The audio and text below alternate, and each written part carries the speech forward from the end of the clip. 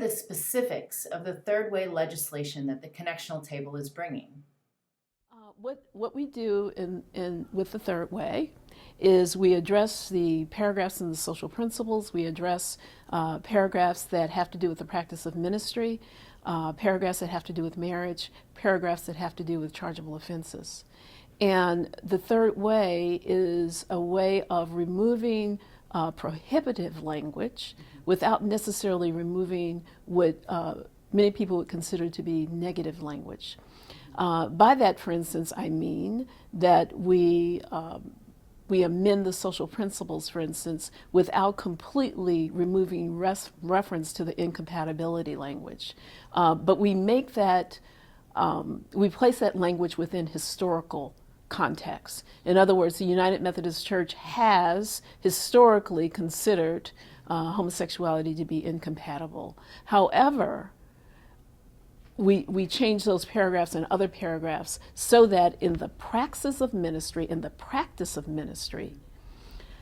pastors can do same-sex weddings, or pastors can choose for reasons of conscience not to do same-sex weddings. Okay? Annual conferences can ordain people who are openly gay, or annual conferences can decide not to do that. So it doesn't change the fundamental polity of our church.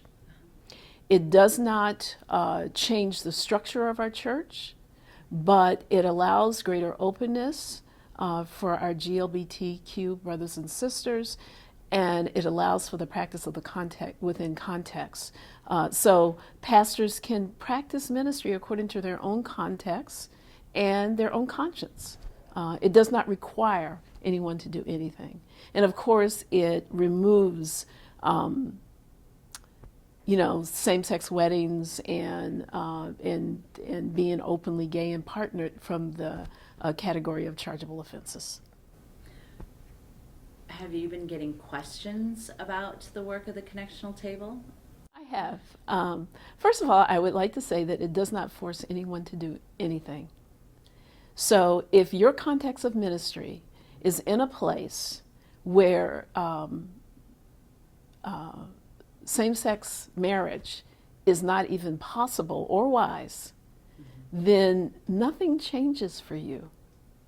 However, if your context for ministry is in a place where there is a missional reason as well as a reason of compassion to perform weddings between two people of the same gender, you can do that. If that is how you see as a pastor your practice of ministry. If your ministry context is in a place where this would be difficult, your annual conference is not going to ordain openly GLBTQ persons.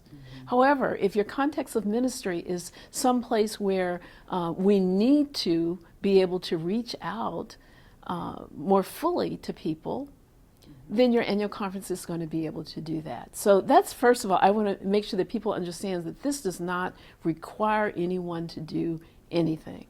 The other thing is that I want people to understand that we have intentionally avoided structural changes to the church.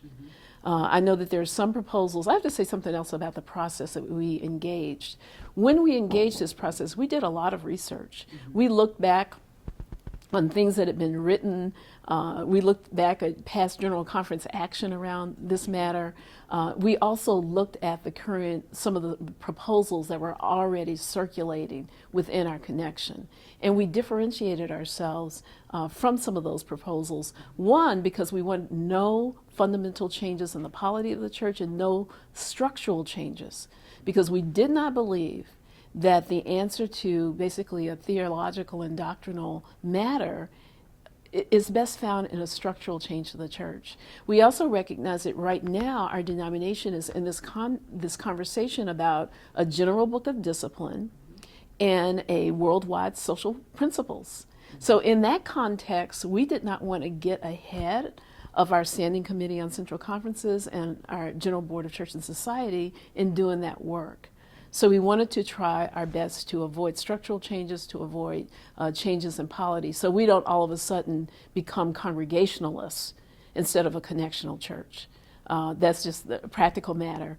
We saw our connectionalism is so central to our identity as United Methodists that we did not want to move away from that by doing something that would all of a sudden completely change who we are over one matter.